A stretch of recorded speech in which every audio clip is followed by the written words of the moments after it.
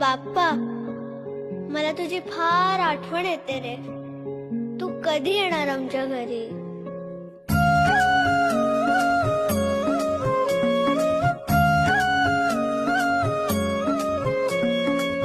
देवा तुझ्याच साठी उघडून दार, वाट पाहून झाली फार. चिंता हरून देवा थकला असणार, दे माझ्या खांद्यावर भार.